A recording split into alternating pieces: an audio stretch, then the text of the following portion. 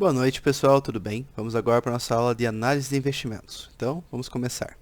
Nós vamos falar sobre esses 4 tópicos, né? Introdução, para explicar um pouco como funciona a análise de investimentos, análise fundamentalista, análise técnica, que vai ser as duas análises que a gente vai focar nessa aula. Tem mais modelos de análise, teria análises mais complexas envolvendo, por exemplo, portfólios completos e afins, mas isso ia deixar, digamos, a aula muito longa. E também é algo que acaba sendo um pouco do foco. A ideia principal é conseguir ver a diferença entre esses dois, que já dá uma boa introdução de como essas análises funcionam, porque as outras acabam sendo um desdobramento ou uma combinação delas. Então essas duas são as bases do conhecimento realmente. E por fim, uma continuação da análise técnica aqui, mostrando um pouco dos gráficos e o que alguns tipos de simbologias e comportamentos acabam representando. Tá bom? É uma aula relativamente tranquila, tem bastante conteúdo, tem bastante slides, mas acredito que a informação não seja a mais pesada de todas até o momento. Então, vamos começar. Introdução. A análise de investimentos tem por objetivo definir expectativas e preços futuros baseado em um conjunto de técnicas que podem ser usadas de forma integrada ou separadamente. Então pense assim, nós queremos escolher quais seriam, por exemplo, as melhores empresas para nós investirmos para multiplicar o nosso dinheiro.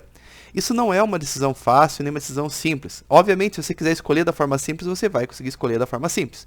Basta pegar, ver uma empresa que você tem alguma espécie de afinidade emocional e investir nela. Teoricamente, esse processo não é difícil. Mas você fazer isso de uma forma um pouco mais embasada, seja estudando a empresa, ou seja fazendo uma análise gráfica, é algo mais complexo e precisa de um pouco mais, digamos, de estrutura e planejamento para conseguir ser executado. Os principais processos de análise e modelagem são a análise fundamentalista, que a gente vai ver aqui mais para frente, mas a análise fundamentalista seria realmente pegar e analisar os documentos da empresa, ou pelo menos da empresa como um todo ali, para conseguir realmente prever se ela vai ter um bom desempenho no futuro ou não.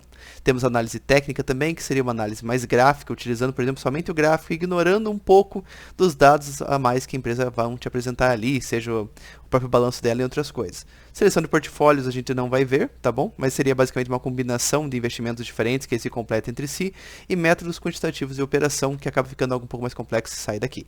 Caso alguém queira mais informações sobre esse tipo de coisa, me mande mensagem que eu ficarei feliz em mandar materiais complementares. Continuando. Análise de investimentos. De uma forma geral, essas técnicas estimam o valor presente, então realmente ele vem tentar fazer um confronto ali tanto da parte das entradas e saídas da empresa, verificar, por exemplo, quanto realmente aquela empresa tem dinheiro, quanto isso significa, por exemplo, rentabilidade operacional. Tem umas análises bem complexas para realmente tentar tirar todo o disfarce que as empresas acabam fazendo ali. Tudo bem que é um disfarce que é legal, né? Não é nada assim que elas fazem realmente criminoso, pelo menos na maioria das vezes não, mas que muitas vezes acabam, digamos, disfarçando os pontos só mais interessantes para você ver o que realmente determina a longevidade daquela empresa e as maiores chances de sucesso dela ao longo do tempo, para ver se realmente o negócio, da forma que ela está trabalhando, está obtendo resultado. Combinação de ativos, melhor momento. Esse melhor momento é fundamental quando se trata de investimentos, porque você tem que saber que, basicamente nenhum investimento necessariamente é para sempre. Então existe essa relação de que aquele momento, aquele zeitgeist, aquele período é o ideal para você manter aquela ação porque ela vai valorizar, por exemplo. E depois de um tempo você vai querer revender ela assim que você prever que ela vai começar a cair por qualquer motivo que seja. Então, é uma análise que você sabe que não é algo para sempre, mas você tem que entender corretamente esses períodos e saber prever também esses momentos que vai dar a baixa. Porque muitas vezes pode operar em ciclos e, por exemplo, você sabe que o preço daquela empresa, por exemplo, vai estar aumentando, mas sabe que em determinado momento ele vai cair por algum motivo que você, por alguma forma, conseguiu prever. Então, às vezes, para você, vale a pena segurar até esse momento antes dela cair. Quando ela cair, ou melhor, antes dela cair, você revende essas ações, libera para o mercado, pega novamente o dinheiro, ela vai cair, mas se você souber, por exemplo, que ela vai voltar a valorizar mais para frente, você simplesmente pega e recompra essas ações mais baratas quando elas estiverem lá embaixo. Então você vende na alta e recompra na baixa, esperando que ela vai crescer novamente. Isso é um tipo de investimento muito praticado e que acaba dando bastante resultado. É uma metodologia bem besta, mas é interessante se for parar para ver assim, de como essas coisas atuam de uma forma um pouquinho diferenciada ali. Então aqui nós temos um quadro, eu não vou explicar ele como um todo, mas explica basicamente as expectativas e estilos de investimento diferentes de pessoas diferentes, certo? Dependendo do tipo de investidor, ele vai ter uma perspectiva diferente de como ele vai investir, ok? Principalmente por uma pessoa estiver investindo pela mesma, vai ser uma lógica diferente que ela vai utilizar do que alguém que gerencia ali um fundo de investimento com valores absurdamente altos, como bilhões. São ideias diferentes, e até as diversificações, e até mesmo os tipos de investimentos que um determinado perfil pode atingir, são realmente diferentes. Então as análises utilizadas serão diferentes, ok? Então, vou deixar aqui esse quadro, caso vocês queiram ler ele com mais detalhe, ok? Mas, qualquer coisa, se vocês tiverem dúvidas, me avisem que a gente pega e tenta explicar para vocês separadamente. Classificação dos analistas. Os analistas são profissionais que elaboram relatórios de análise com opiniões e recomendações que auxiliam os investidores. Esses profissionais geralmente são classificados em duas categorias. Analistas sell-side, que emitem parecer de avaliação em relatórios para investidores e usualmente trabalham em departamentos de pesquisa e instituições financeiras. E temos analistas buy-side, que avaliam empresas como apoio administradores de portfólios e geralmente trabalham em gestores de ativos independentes ou não. Então são grupos diferentes de pessoas. Alguns deles querem fornecer informações valiosas para seus clientes, de maneira que esses clientes ganhem, digamos, percebam valor nessa instituição financeira que está ajudando eles, fazendo boas indicações. E também tem aqueles que vão pegar e analisar diretamente com o seu fim de crescimento ou daquilo que fazem gestão, como por exemplo no caso realmente de um fundo de investimento. Então vamos começar aqui a falar sobre análise fundamentalista. Tem como base a noção de que o valor real de uma empresa está relacionado às suas características financeiras, perspectivas de crescimento, fluxo de caixas e risco. Então aqui já se trata de uma análise minuciosa do que realmente aquela organização é, o que ela faz e o que ela tem feito, perfeito? Você vai analisar aquela empresa para realmente verificar se ela vale a pena ser investida. É uma filosofia de investimento que busca objetivos de médio e longo prazo. O seu principal objetivo é determinar o valor potencial de uma empresa ou portfólio. Então aqui você busca realmente analisar a empresa e ver por meio dessa análise, que você vai analisar a empresa como um todo, o potencial dela de crescimento e também por meio dos indicadores financeiros que ela apresentar para você ali, você vai verificar se o valor daquela ação está barato ou está caro. Essa relação é extremamente importante, porque normalmente ações que estão baratas, no caso não ações que custam um valor pequeno, mas sim ações que em relação ao quanto de patrimônio elas representam naquela sociedade, o valor dela acaba estando abaixo do que o valor daquela ação em si representa em sociedade daquela empresa. Não sei se isso fica claro, mas por exemplo, digamos que uma ação representa como se fosse R$100 de todo o patrimônio daquela organização. Às vezes o preço dessa ação está por R$80. Então essa ação está descontada, ela está barata, ela está valendo, digamos assim, está sendo cobrado menos por ela do que ela realmente vale. E normalmente essas empresas que têm ações por esse preço, por exemplo, que estando abaixo do preço que ele realmente representa, tende a ter uma regressão ali e fazer esse preço voltar ao valor original dele. Isso é uma força que acaba realmente se mostrando presente e que mostra ser verdadeira. Não é uma regra 100% dos casos, pode ter empresa que está ali com o valor descontado por algum motivo grave e por algum motivo aquela empresa pode quebrar. Esse tipo de situação também não é impossível de acontecer. Mas acaba sendo utilizado isso aí como um bom indicador de que a empresa vai aumentar o valor daquela ação ao longo do tempo. Ou melhor, que o valor daquela ação vai aumentar, não que a empresa vai fazer isso diretamente. O seu principal objetivo é determinar o valor potencial de uma empresa em seu ou portfólio. Considerações sobre valor. Evitar a compra de ações a um preço superior ao seu valor potencial ou valor justo. O valor justo seria realmente, por exemplo, no valor de que ela realmente representa naquela sociedade. O valor potencial pode ser interpretado de mais uma forma, ok? Mas, por exemplo, você pode pegar e considerar o valor potencial daquela empresa está barata, tem potencial a regredir ali pelo valor que ela realmente representa, ou até mesmo aquela ação já está cara, por exemplo, ela está realmente custando mais do que ela representa naquela sociedade. Mas ainda assim, mesmo com isso, como uma empresa excelente, que o mercado tem muita confiança e atratividade, ela vai pegar e vai valorizar mais ainda, então você continua investindo nela, perfeito? O preço das ações flutua independentemente do valor potencial, raramente havendo coincidência. Por quê?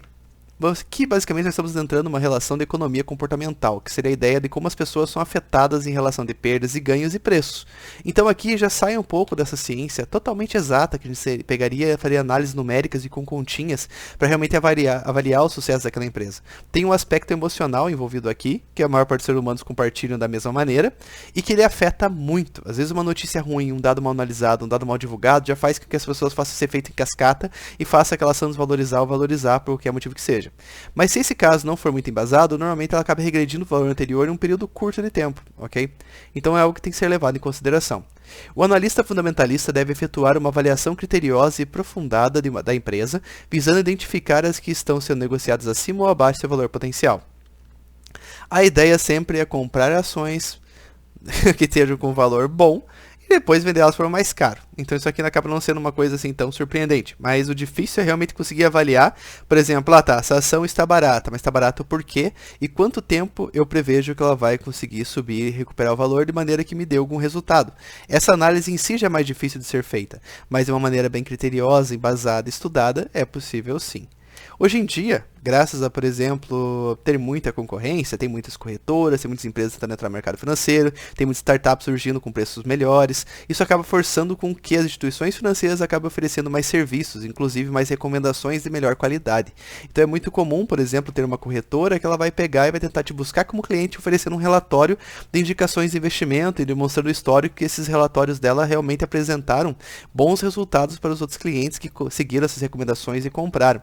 Então acaba sendo algo que, por exemplo, que hoje em dia é muito mais fácil ter acesso a boas recomendações e análises completas do que antigamente, quando o mercado era muito mais centralizado.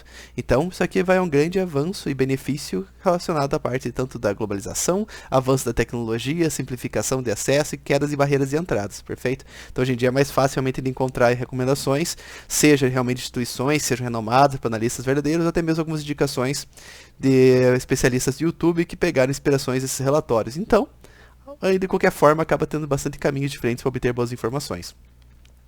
Principais conceitos de valor. Valor potencial é calculado em função das expectativas e fluxo de caixa, considerando o horizonte temporal da análise, potencial de alavancagem, a taxa de desconto e risco associado ao retorno exigido, intenções de investimento, entre outros.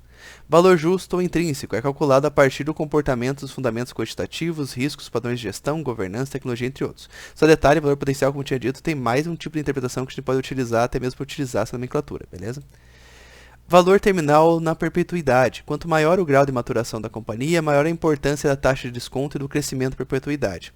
Não sei se vocês se lembram disso, normalmente isso é um assunto que a gente acaba vendo em matemática financeira, que é a parte de realmente aplicar taxas de desconto de maneira que o dinheiro de agora vale mais que o dinheiro futuro, porque tem o custo de oportunidade e tem outras relações que a gente tem que estudar aqui. Não é, por exemplo, assim, eu emprestei 5 mil para alguém hoje, daqui 2 anos só me paga 5 mil que eu recuperei meu dinheiro. Meu dinheiro, há 2 anos atrás, 5 mil reais comprava muito mais coisa que compra hoje. Então você tem que ter essa noção, tanto por inflação, até mesmo quanto a questão realmente do custo de oportunidade, porque esse dinheiro nas mãos de alguém que pode investir em algo, seja até mesmo num bem para você ser mais feliz, como por exemplo um veículo, ou você mesmo fazer uma viagem ou algo assim, tem um valor diferenciado no tempo, ok? Então, você tem que aplicar taxas de desconto de maneira que você realmente consiga fazer essa previsão de uma forma mais exata, não se atendo muito exatamente aos valores numéricos, mas sim o quanto eles vão refletir lá na frente de resultado. O valor de mercado é o valor refletido pela cotação do mercado ao longo do tempo, perfeito? Aqui acho que não tem nada muito exótico. Método de análise fundamentalista. Então vamos lá. Análise top-down. Baseia-se na tese de que o valor de uma ação é influenciado principalmente por fatores macroeconômicos. Inflação, juros, risco político, desemprego, entre outros. Então aqui você realmente tem que fazer uma análise, digamos, mais aprofundada sobre todo aquele cenário que aquele determinado país onde aquela empresa está sediada, ou todos os países que aquela empresa atua, vai ser afetado de uma forma ou outra por essas relações que acontecem na economia nacional daquelas regiões. Mas a questão é a principal, já antes de passar para os próximos, é que normalmente vai ser muito difícil ter algum tipo de analista que vai pegar uma metodologia como essa e vai ficar totalmente focado nela. Tudo acaba sendo, por exemplo, uma mescla das metodologias que existem e fazendo pequenas adaptações e ajustes e combinações de maneira que consiga atender melhor ao perfil daquela empresa, porque aquele analista trabalha, ou até mesmo aquele perfil do próprio analista, porque todo mundo busca uma diferenciação. Então essa combinação acaba gerando essa diferenciação tão procurada. Análise bottom-up. Nesse tipo de análise, a estratégia é estudar os fundamentos individuais de cada empresa, modelo de negócio, padrões de governança, perspectivas de crescimento, entre outras questões, perfeito? Então aqui acaba sendo uma análise que vai partir de dentro da empresa para daí para o mundo e dessa forma conseguir verificar se a empresa vai ter um bom resultado ou não. Entende-se como esses dois aqui já se completam por si só e que, por exemplo, eles realmente isolados acabam sendo uma espécie de miopia analítica.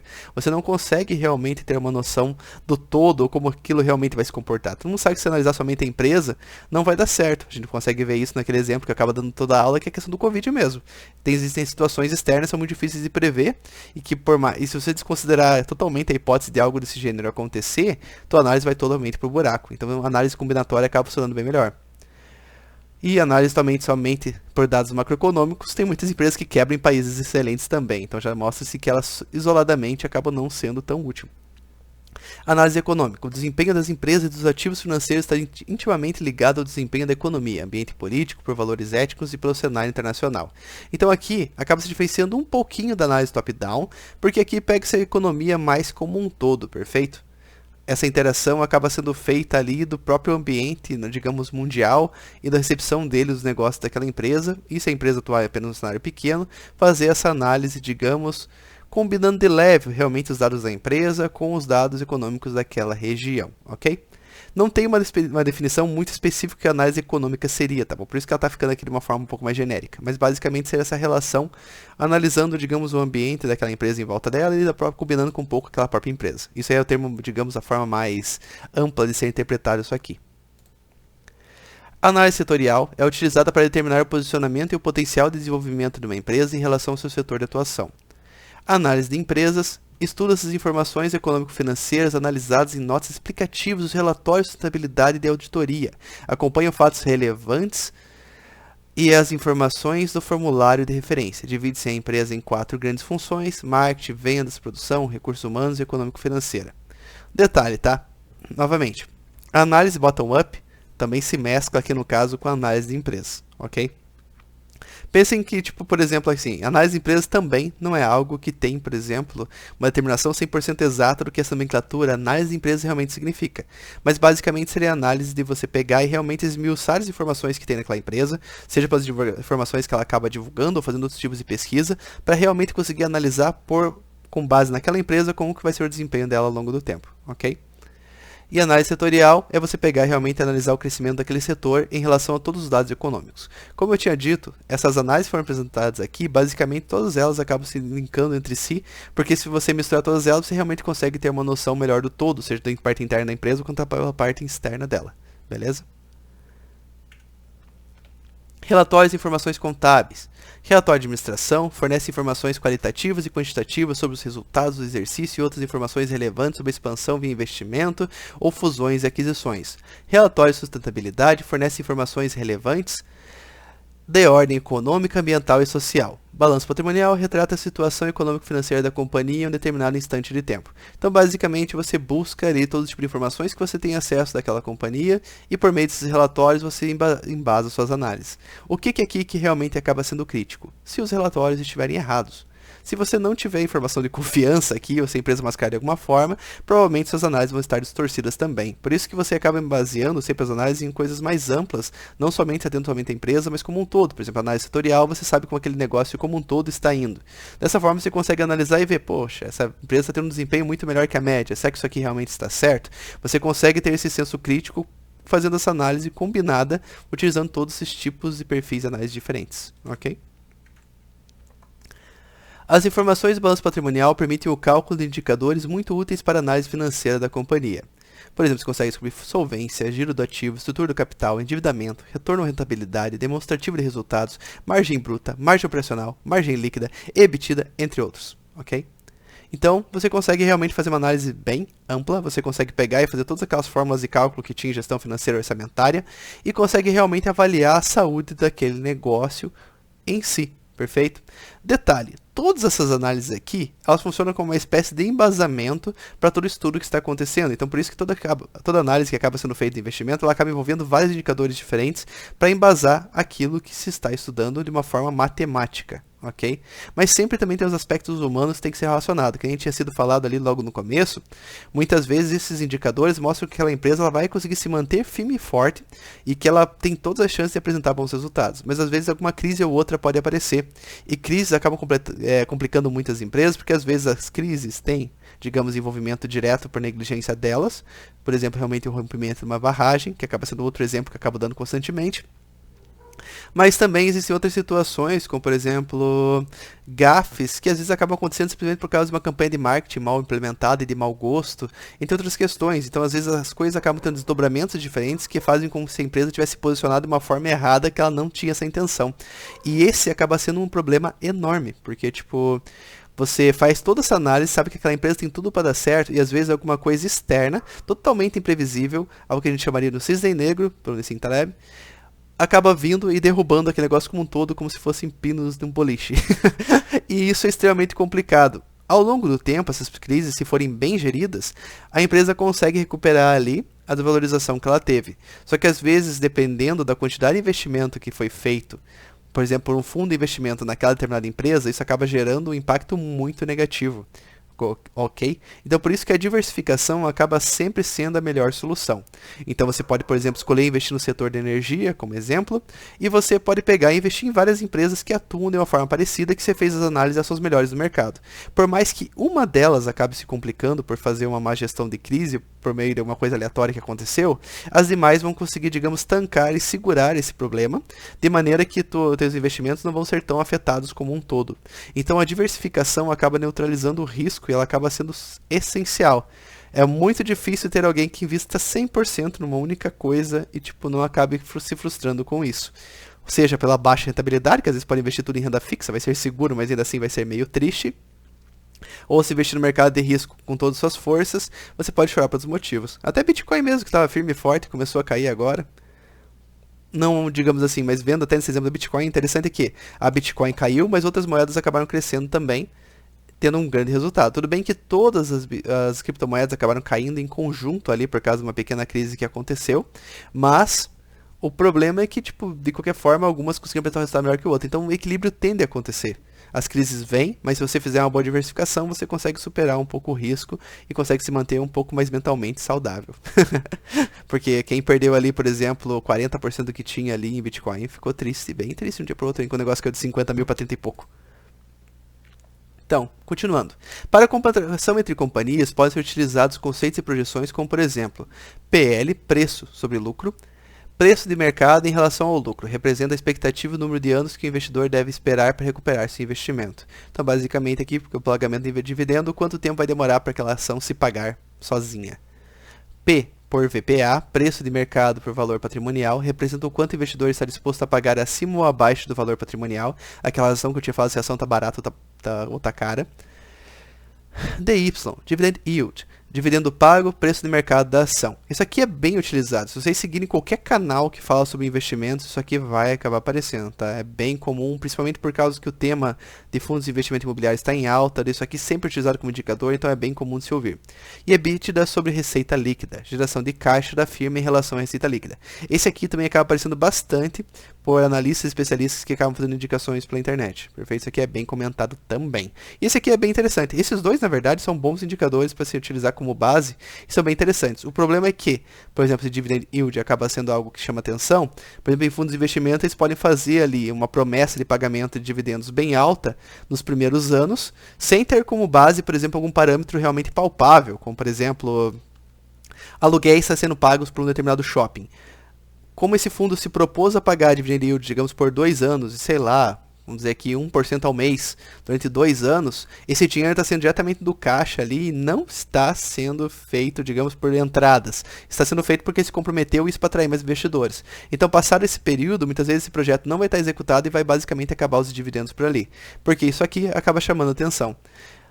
EBITDA, por outro lado, já é bem mais difícil de você conseguir mascarar sem que realmente esteja cometendo um crime. E os outros aqui também. Então é bem interessante fazer essas outras análises, beleza? Nunca se deixe chamar muita atenção, simplesmente pelos dinheiros que vai entrando ali facilmente. Normalmente tem umas pegadinhas que não são criminosas, mas acabam acontecendo ali e acaba o pessoal se ferrando um pouquinho. Então vamos agora para a análise técnica. Só revisando rapidamente o que é análise fundamentalista, beleza? A análise fundamentalista é você realmente pegar e analisar a empresa e a economia e utilizar suas conclusões com base nisso. Então ela é uma análise muito mais, eu não vou dizer especializada porque isso desmerece a análise técnica, mas é uma análise que ela é muito mais minuciosa, ela acaba sendo muito mais detalhista e você acaba pegando realmente, tendo que levantar muito mais informações de maneira que se torna muito mais demorado. E sem contar que isso, digamos, realmente acaba precisando de pessoas para fazer essa análise ali no meio. Já a análise técnica, ela pega um lado totalmente diferente que a gente vai ver aqui agora, perfeito? Enquanto a análise fundamentalista, ela precisa realmente ter essa parte do especialista analisando as informações daquela empresa, linkando com informações econômicas, linkando com informações, por exemplo, do setor e crescimento, e com o meio de tudo isso aí, tentando encontrar ali a perspectiva de futuro, a análise técnica muitas vezes deixa todas as informações de lado e analisa diretamente os gráficos. Por meio disso, é possível criar aqueles robôs que vocês devem ter recebido algum anúncio, pelo menos devem ter visto em algum lugar, que fazem investimentos automáticos. Eles simplesmente conseguem fazer análise e preverem por meio de desempenho, por exemplo, realmente dos desempenhos numéricos, que são apresentados por meio dos gráficos ou por meio de informações obtidas na internet ali, eles conseguem prever quedas e subidas de maneira que tentam encontrar um meio ali bem eficiente de fazer ou não um investimento, ou melhor, investir ou desinvestir em determinado tipo de ativo. Então, Análise técnica. Charles Dow, que formulou no século XIX os princípios fundamentais para o desenvolvimento da análise técnica, inicialmente chamada de teoria do Grafice e depois teoria de Dow. A premissa básica da análise técnica é que todas as informações estão representadas nos gráficos, na medida em que esse traduz o comportamento do mercado. O mais prudente é usar o método de análise técnica, que indica o momento mais adequado para a compra ou venda, combinado com a análise fundamentalista, que indica o que comprar e qual o seu valor potencial. Porque assim, se você for aplicar a análise técnica, que basicamente eu já vou mostrar para vocês, mas seria a análise realmente tomando como base as subidas e descidas que o gráfico do valor daquela ação, por exemplo, vai estar demonstrando ao longo do tempo, vai faltar alguma coisa. Primeiro que você poderia fazer isso com qualquer ação que seja, mas dessa forma, algumas ações podem ser muito mais arriscadas do que outras. Se você utilizar os conceitos de análise técnica, vai ver aqui agora, aplicado já com base nas empresas que você já filtrou, pela análise fundamentalista, nem que seja uma análise fundamentalista mais rasa, você já vai conseguir ter muito mais chances de sucesso do que o contrário, tá? Pelo menos na maior parte dos casos. O mercado está cheio de pessoas que tentam fazer day trade e quebram a cara simplesmente porque começam a fazer de qualquer jeito. Tudo precisa um pouquinho de estudo e um pouquinho de base ali, pelo menos, para você ter um pouco de noção sobre aquilo que você está fazendo e não ser apenas um apostador, mas simplesmente alguém que faz tudo o que faz com regras, métricas, parâmetros, de maneira que você saiba que, por exemplo, se você fez, deu certo, deu errado por mérito seu ou não. Porque se você conseguir, digamos, criar uma boa metodologia de investimento, você vai poder replicar ela e provavelmente obter um grande sucesso na maior parte das vezes que você acaba aplicando aquilo ali. Perfeito?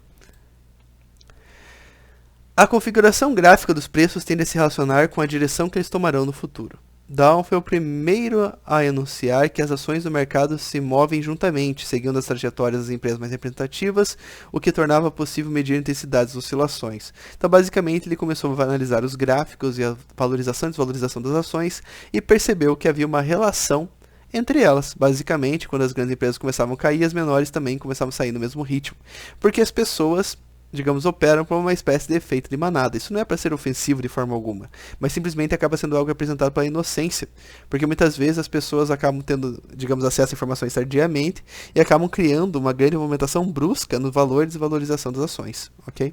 Aqui vai falar certinho das 4 etapas que identificou, ou melhor, as 4 fases, conforme está escrito aqui, e que acaba sendo algo bem fácil de se observar pelo comportamento do mercado.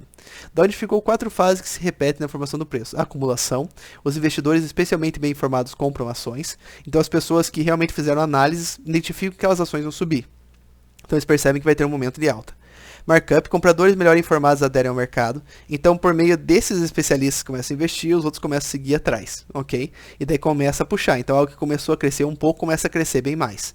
Distribuição, a um preço que permite ganhos compensadores, a ação desperta a intenção da massa. Então até esse momento aqui, digamos aqui, tá algumas pessoas que realmente acabam sendo mais antenadas no mercado. Até mesmo as pessoas que ouvem os podcasts corretamente, assim, já vão estar bem envolvidos nesse pedaço aqui, ok? A acumulação aqui seria realmente a parte das pessoas mais especializadas que fazem muitas vezes análise por conta ou que acabam tendo acesso a relatórios de uma forma um pouquinho privilegiada. Mas normalmente se você vê um relatório que a maior parte das pessoas já começa a ter acesso, então já começa a passar para as fases mais aqui de baixo. E por último aqui seria a liquidação, quando os investidores emocionais descobrem que pagaram caro, porque esse momento aqui, digamos, do crescimento, acontece realmente esse momento de distribuição. Porque aqui começa a subir, então as pessoas começam a sentir essa mudança e vão lá em peso, perfeito? Só que nesse momento, quando chega no cume, as pessoas percebem que não havia um motivo exato para aquela ação valorizar tanto. Porque o valor realmente que ela representa daquela companhia pode não ser tão alto, aquela empresa pode não ter uma perspectiva de rentabilidade nesse período, num curto período, pelo menos tão grande. Então as pessoas começam a desinvestir, porque elas começaram, digamos, a investir ali já no topo e já sentiram uma pequena desvalorização. Então, ao perder mais dinheiro, elas começam a tirar tudo muito rapidamente. E esse efeito de manada acaba gerando realmente uma desvalorização muito grande daquele ativo. Então, esses ciclos acabam se repetindo periodicamente. Tudo bem que eles não são tão perfeitinhos, realmente, como uma onda que está acontecendo, então ela sobe e desce. Ela acontece bem no zigue-zague ali, mas ainda assim acaba seguindo esse padrão. Tem outros padrões que já vai ver aqui daqui a pouco, perfeito? Então, os princípios da análise técnica. O importante é saber como os preços se movem quando comprar e quando vender, sem precisar saber o motivo da alta ou da baixa. Então, somente com o gráfico você já consegue traçar alguns padrões, de maneira que você sabe que aquela ação tem mais chance de cair ou subir. e como o mercado interpreta e reage na forma de movimentação dos preços. O comportamento da massa de investidores gera uma tendência, o mercado não é totalmente aleatório, a tendência gera situações de maior previsibilidade. Então, por meio desses padrões, você consegue analisar se aquilo tende a subir ou cair com maior intensidade e dessa forma decidir se vai comprar ou vender. O movimento do preço reflete a percepção positiva ou negativa dos investidores em relação ao mercado. As expectativas mudam com frequência, mas existem períodos onde prevalece otimismo ou pessimismo. Então, por exemplo, que nem ano passado, muitas pessoas começaram a tirar o dinheiro da renda fixa e aplicar em ações. Consequentemente, para um número maior de pessoas começando a investir, todas as empresas, de certa forma, começaram a pegar e ter uma pequena valorização, principalmente aquelas que eram o maior foco no mercado. Então, dessa forma, você sabe que está prevalecendo um momento de otimismo. Então, houve uma grande alta. Só que hoje em dia, por exemplo, já agora em 2021, estima-se que a bolsa provavelmente vai começar a desvalorizar. Obviamente isso não vai aplicar para todas as ações, mas uma parte delas realmente vai acabar sendo afetada por esse momento. Porque muitas pessoas começaram a investir antes e agora começou a montar um momento de linearidade. Algumas empresas começaram a apresentar algumas crises, seja por Covid, seja por relação à falta de insumos, etc. Tudo que está acontecendo nesse momento atual. E as pessoas começam a desinvestir também em massa. O problema disso é que tudo começa a desvalorizar também e despenca. Tudo vai acabar voltando à normalidade, esses ciclos acabam acontecendo, mas o ideal é conseguir prever esses momentos para não perder, pelo menos nem que seja, digamos, o custo de oportunidade de ter todo o dinheiro desvalorizado por um período longo de tempo ali.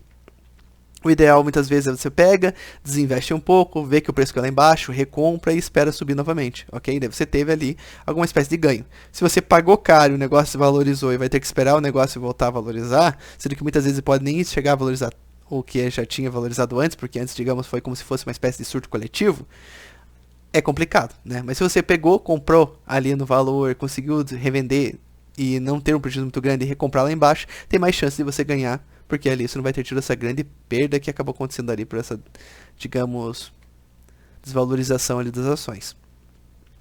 O mercado é movido por pessoas, ou melhor, por uma massa de pessoas cujo comportamento segue a lógica emocional da perda e do ganho, do medo e da ganância. A repetição desses padrões registrados no gráfico aumenta a previsibilidade do mercado. A análise de padrões gráficos deve ser feita com muito cuidado, pois temos a tendência natural de perceber padrões em qualquer situação, mesmo onde eles não existem. Para nós, nosso cérebro é uma máquina associativa e a gente tenta traçar tudo por padrões, correto? Então é complicado até nós mesmos não se perdermos por meio desse padrão, ser por meio de uma espécie até de superstição. Porque você pegar e fazer uma análise que realmente está embasada em algo é uma coisa. Mas, por exemplo, você tentar associar duas coisas que teoricamente não tem nada a ver uma com a outra, dois indicadores que não estão associados, deixa a parte realmente um aspecto que você está associando uma espécie de superstição que você está tendo uma crença em algo que não está embasado em nada, perfeito? Então sempre tem que tomar cuidado, porque muitas vezes nosso cérebro tende a atingir uma espécie de otimismo maior e uma autoconfiança em nós muito grande quando a gente começa a ganhar. E se a gente começa a perder, a gente entra em desespero e começa a fazer apostas muito mais arriscadas para recuperar aquilo que a gente tinha perdido, e muitas vezes só vai resultar em mais perdas ainda. É assim que cassinos funcionam e é assim que normalmente lugares que trabalham com jogos acabam tendo seu lucro ali. Então vamos agora para a parte final da nossa aula, que seria análise técnica com base em gráficos. Então, vamos lá. Gráfico de barras. Aqui vai ser tipo, algo que eu vou explicar bem por cima, tá? Vou dar mais exemplos para vocês verem como isso aqui funciona. Por caso queiram mais informações, solicitem para mim diretamente. Ou é algo também que não é algo tão difícil de conseguir informação por si só. Mas somente para vocês, quando vocês verem um gráfico, saberem basicamente do que se trata, ok? Então aqui nós temos esse gráfico aqui que seria de barras. Tá vendo aqui que ele tem uma linha vertical e duas linhas aqui basicamente horizontais. Uma delas vai indicar, digamos, o valor de abertura e o outro o valor de fechamento. Enquanto as pontas extremas, um vai ser o valor máximo, correto? E outra vai ser o valor mínimo. Então, aqui vai demonstrar exatamente a variação que houve dentro de um dia. A abertura vai ser quando começou novamente a ter negociações na bolsa e fechamento quando fecharam essas negociações. E aqui vai indicar, por exemplo, quanto foi o máximo e mínimo que o valor daquela ação conseguiu atingir naquele período. Um gráfico fica basicamente neste modelinho aqui. Tá vendo aqui que ele teve várias quedas e várias subidas aqui no meio do período, mas aqui foi majoritariamente uma queda, ok? E aqui, essa periodicidade aqui ela é relativa, tá? Pode ser simplesmente algo que pode ser baseado em 5 minutos, em 1 hora, em um dia, em uma semana. O período vai ser de acordo com aquilo que você mesmo selecionar no gráfico, se você está acessando para analisar suas ações. E você vai selecionar essas operações. Quem trabalha principalmente com análise técnica, principalmente de prazo extremamente curto, que seria, digamos, transações diárias, nesse tipo de caso ele vai estar analisando provavelmente em uma relação mais próxima a minutos, a horas, em tempos menores. Se você for um investidor de longo prazo, muitas vezes você vai olhar isso aqui e vai realmente ver ao longo do prazo o resultado que aquela empresa está tendo, ok? Análise fundamentalista, ela leva melhor esse desempenho ao longo do tempo. Já a análise técnica, como ela não está levando em consideração muitas coisas, provavelmente ela se atém mais a uma variação menor, de maneira que ela consiga fazer operações automatizadas e consiga obter o maior possível de lucro no mesmo dia, ok? Com o máximo de transações possíveis. Então aqui tem o modelo Candlestick, esse aqui é bem comum, tá? É bem fácil de se ver. Ele tem um modelo bem parecido com o de barra, só que a diferença é que ele é basicamente aqui um cilindro que é chamado de vela, até mesmo porque ele de certa forma parece uma vela com seu paviozinho ali. Tem os períodos que nós chamamos de sombra, que basicamente significa a mesma coisa, tem o corpo, região entre o preço de abertura e fechamento, então basicamente é simplesmente uma simbolização gráfica ligeiramente diferente. Tem alguns detalhes particulares, mas não vale a pena a gente se deter aqui agora. Mas saibam que, basicamente, a amplitude que está aqui é realmente essa relação entre o preço de abertura e fechamento e os extremos do preço que acabou chegando ali naquele determinado período. Perfeito? Aqui está um gráfico seguindo esse modelo. Mas aqui, detalhe principal. Aqui eu vou começar a mostrar para vocês algumas análises que podem ser feitas simplesmente por analisando a tendência. Está vendo aqui, por meio dessa linha que está simbolizando aqui, que ela não aparece no gráfico naturalmente, tá? Ela foi traçada nessa imagem para exemplificar a tendência de alta, que ele teve várias subidas e descidas aqui, mas ele mostrou aqui por meio de alguns topos que ele estava crescendo continuamente, perfeito? Então, provavelmente, se você vê esse desempenho aqui, onde ele está subindo, cai um pouco, sobe, sobe, sobe, sobe, dá uma estabilizada, tem grande chance, por causa dessa subida aqui contínua, as pessoas acabarem comprando mais aquela ação, então ele vai dar um boom para cima, perfeito? Então, ele vai dar um crescimento ali. O que tem que se analisar é o que acontece na sequência, que a gente vai ver alguns outros modelos que ele vai atingir muitas vezes aqui um certo nível de estabilidade. E nessa estabilidade, muitas vezes ela vai estar sucedida de uma queda. Então, seria o momento para se verificar a possibilidade de revenda. Temos aqui uma tendência de baixa. Podem ver aqui que os topos estão caindo constantemente, perfeito? Aqui na sequência já vai ter mais uma subida, perfeito? Mas aqui foi uma tendência de queda. O que seria o ideal se estivesse trabalhando de uma forma automatizada? Vocês viram que começou a cair, terceiro topo vende, correto? Começou a subir e demonstrou de volta uma tendência de subida, você compra novamente. E assim vai. Day trade é basicamente seguindo essa regra. Obviamente é algo muito mais complexo, somente que eu estou demonstrando aqui nesse exato momento. Mas basicamente a lógica seria como essa. Os robôs basicamente investem nessa lógica. Só que um detalhe importante, que isso aqui obviamente não vou cobrar numa prova, algo assim, mas que é algo muito interessante, principalmente a parte de ciência de informações. A posição, por exemplo, que o servidor de um robô está alocado em relação de onde saem os dados da bolsa e onde sai a divulgação desse tipo de informação gráfica, faz total diferença. Porque os robôs operam com muitas transações simultâneas. Então, se o robô estiver mais distante de onde é a bolsa propriamente dita, ele vai ter um certo delay em relação aos outros robôs. Então, as operações em massa que os outros robôs vão fazer vai afetar as decisões desse robô que está um pouquinho mais distante. Então, isso é um fator assim que parece algo besta, mas é algo que realmente afeta. Tem um livro chamado, se não me engano, A Física de Wall Street, que ele trata dessa relação e explica como esses pequenos diferenciais realmente atuam e afetam a rentabilidade desses robôs, entre outros tipos de investidores que investem em larga escala ali. Então, são detalhezinhos interessantes que acabam afetando a vida de muitas pessoas por aí. Tendência lateral, demonstra uma certa estabilidade, então você vê que a relação entre os topos aqui acaba sendo similar por um período de tempo, ok? Aqui que é o período realmente difícil de conseguir se analisar se ele vai cair ou subir. Mas normalmente esse tipo de relação ele acaba caindo, porque aqui ele atinge um certo período de maturidade que as pessoas estão vendo que aquela empresa provavelmente não vai valorizar muito mais e que muitas vezes aqui foi algo que aconteceu por uma espécie de empolgação. Então muitas vezes ela tende a cair, ok? Reta de suporte. Aqui basicamente demonstra essa relação também de estabilidade. Vou mostrar aqui a pequena diferença para vocês aqui. Perfeito? Aqui está numa situação que ela está totalmente linear, tanto na questão das baixas e altas, já aqui ele está demonstrando um certo período, digamos, uma reta que está sendo traçada, demonstrando o período de alta, ok? Então aqui seria que ele está, de certa forma, estabilizado num período de alta ali, mas que provavelmente vai estar sucedido uma queda. Essa aqui seria a reta de resistência, que seria, por exemplo, uma dificuldade que ele está tendo em recuperar o seu valor anterior, demonstrando aqui uma tendência de subida. Porém, ver que essas análises, em geral, elas acabam sendo meio parecidas em alguns critérios, mas o que muda em relação a elas, muitas vezes, é, por exemplo, a probabilidade de subida e descida que vai ter após passar esse momento de estabilidade. Perfeito?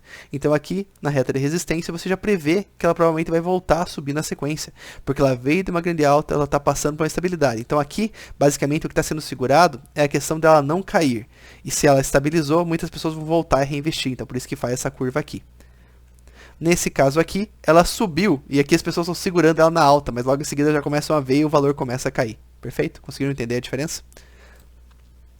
Temos aqui o retângulo, que seria basicamente também um período de estabilidade. Seria muito parecido com o que a gente já viu aqui há 2 ou 3 slides atrás, ok?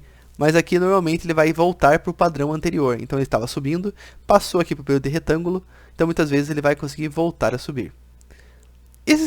Como eu disse, se mistura um pouco as análises, se realmente vale a pena você seguir isso aqui como teu único critério, é meio difícil de decidir. Tem outros exemplos também, porque o pessoal começa a criar, né? Tem esses aqui mais básicos, aí a pessoa começa a criar, por exemplo, aqui vai ser, sei lá, movimento do morcego, etc, conforme o desenho que vai aparecendo, e o pessoal cria suas próprias teorias econômicas em cima daquilo ali. Isso, hoje em dia, tipo, é muito mais complexo que isso aqui que eu estou mostrando, porque as pessoas, todas as áreas acadêmicas, acabam desenvolvendo suas pesquisas de maneira que começam a aprofundar os dados que já tinham sido anteriormente. Perfeito? Então, vale a pena, se quiserem realmente começar a estudar um pouco mais sobre análise técnica, dar uma aprofundada muito maior do que está sendo passado aqui. Temos aqui o modelo de bandeira, ok? Ele vai ser um pouquinho mais inclinado aqui verticalmente do que o próximo que eu vou mostrar aqui agora. Mas basicamente, você teve uma grande subida, teve uma pequena quedinha aqui e já se prevê que vai subir de novo, ok? E o modelo aqui da flâmula basicamente segue essa ideia. Só que aqui ele é um pouco mais difícil de prever, porque ele teve essa subida, daí ele começa a ter um período de quedas aqui, daí ele estabiliza e sobe de novo. Essa análise sem um robô muitas vezes é mais difícil de ser feita, porque isso aqui acontece em períodos de minutos, né? Então acaba sendo algo bem mais complexo. Nós temos o triângulo de alta, então basicamente ele está subindo, ele tem um período aqui que ele deu uma estabilizadinha, certo? Formou aqui essa relação entre máximas e mínimas de negociação. Tá vendo aqui que não é somente realmente pela parte, digamos, da vela em si, mas simplesmente os limites aqui entre máximos e mínimos do dia acabam afetando também a formação dessas análises aqui simbólicas. E está aqui. Tem aqui também o triângulo de baixa, que basicamente seria essa mesma relação, só que ele está vindo aqui no meio de uma queda. Então você sabe que no meio dessas pequenas subidas vai ter um período de uma pequena valorização, e logo em seguida de outra queda. Não é porque teve essa pequena valorização que ele vai voltar a subir. Isso aqui é o mínimo de análise gráfica que você pode ter, até mesmo para conseguir investir quando você vai analisar uma ação de uma empresa, vendo o desempenho dela ali ao longo do tempo, nos últimos dias. Você pode utilizar esses pequenos fatorzinhos aqui para embasar sua decisão. Temos o símbolo aqui, ombro, cabeça, ombro, perfeito. Então aqui ele está subindo, ele chega nesse momento aqui que ele começa a atingir um nível de maturidade na sua subida, e ele começa a cair consequentemente. Então isso aqui é um símbolo de que começou a apresentar esses dados, então provavelmente nesse momento aqui seria o período ideal da venda, porque ele vai começar a cair, mas vai dar uma segurada. Só que não adianta ter expectativa e ter fé de que isso aqui vai voltar a subir, que muitas vezes não vai acontecer. Perfeito? E, normalmente, isso aqui atinge realmente essa análise numérica. Então, ele vai ter aqui, no caso, os ombros e vai ter a cabeça. Então, deu o sinal do topo, veio a cabeça, caiu um ombro e começou a cair, sabe que isso aqui normalmente vai cair mais. Então, é um momento para indicar aqui uma venda. Tem ombro, cabeça, ombro invertido, que basicamente seria essa relação indicando uma alta. Pode ver que isso aqui não é uma ciência, assim, digamos. É uma ciência que tende a ser exata, porque ela se baseia em dados numéricos, mas os resultados dos investimentos em si são difíceis de prever por meio disso aqui. E muitas vezes o desenho não vai estar tão perfeitamente desenhado e alinhado de uma forma que bater o olho você vai conseguir identificar. Mas por meio dos softwares específicos, por meio de conhecimento técnico, você consegue fazer esse tipo de associação. Topo duplo, ok? Então aqui, em vez de ter ombro, cabeça, ombro, tem o topo duplo e já começou a cair, perfeito? Então nesse caso aqui, sinaliza a queda também. Fundo duplo, basicamente essa mesma relação. Então aqui ele já começa a dar uma grande acendida e a tendência também é que acaba ficando ali na alta. Muitas vezes isso aqui acontece simplesmente por causa de uma irregularidade que aconteceu no perfil das pessoas. As pessoas do nada decidem vender tudo aquilo ali por qualquer notícia que saiu no mercado e depois elas começam a recomprar, etc. E o mundo começa a elevar. Porque quando as pessoas se assustam e começam a vender tudo e o preço cai lá embaixo, os grandes investidores olham isso aqui, não, essa ação aqui está com um valor muito barato, eu vou comprar isso aqui em larga escala. E muitas pessoas fazem isso simultaneamente, o que acaba elevando novamente aqui o preço daquela ação. Conhecer essas variações permite que você ganhe dinheiro a curto prazo, perfeito? Porque a análise fundamentalista ela tem esse foco principalmente no longo prazo. Você pode usar a análise fundamentalista para filtrar as ações que você vai investir aqui com análise técnica, mas em geral a análise fundamentalista ela se baseia-se que você vai comprar ações agora e vender daqui a alguns anos, realmente com foco não necessariamente em aposentadoria, mas objetivos de longo prazo. Já a análise técnica muitas vezes ele vem com a ideia de você fazer o máximo de dinheiro possível todo dia, isso aqui basicamente sendo uma ocupação específica daquela pessoa. E gente, é isso. Aqui eu tentei não trazer todos os tipos de símbolos que existem, ou pelo menos todos aqueles que estavam facilmente acessíveis, porque senão a aula iria ficar realmente muito longa e cansativa, né? Porque basicamente ali é como se estivesse analisando um ultrassom, que só o médico enxerga, você não entende nada e tenta se explicar e você não consegue enxergar nada. Mas acho que em síntese deu para dar uma explicada em como as pessoas fazem essa análise gráfica, nem que seja de uma forma mais crua e básica. Perfeito? Se vocês quiserem materiais para estudar investimentos, falem comigo que eu tenho bastante PDFs aqui, tem artigos e outras coisas que eu posso enviar para vocês. Eu não deixo diretamente disponível do AVA porque não é interesse de todo mundo aquilo ali, perfeito? E se a pessoa quiser algo mais específico, ela pode entrar em contato comigo que eu posso passar documentos mais específicos para aquela pessoa. Dessa forma não sobrecarrego ali que já se torna cansativo só de olhar os arquivos que tem ali, perfeito? Então, gente, muito obrigado por terem visto essa aula até agora. A próxima aula ali vai ser a nossa revisão, tá? E detalhe só, a revisão em si, ela não vai revisar essa parte da análise fundamentalista e análise técnica. Em princípio, pelo menos não, porque já teve bastante conteúdo esse bimestre. Tudo bem que ele foi mais curto que o primeiro, mas ainda assim acho que a revisão vai ficar meio pesada. Se eu ver que ali não ficou tão pesado, eu posso incluir ali alguns slides resumindo a análise técnica e fundamentalista. Mas isso é uma coisa que vai ficar depois somente que os slides estiverem prontos, ok? Isso até a próxima aula. Mas em geral, esse assunto nem precisa ser revisado porque já foi passado agora, então já está bem fresco. Perfeito? Gente, muito obrigado por terem prestado atenção até esse momento. Uma ótima semana a todos, um grande abraço e bom fim de semana também, bom feriado, juízo, se cuidem, evitem aglomeração, não transmitam coronavírus para as pessoas e se cuidem. Um grande abraço. Tchau, tchau.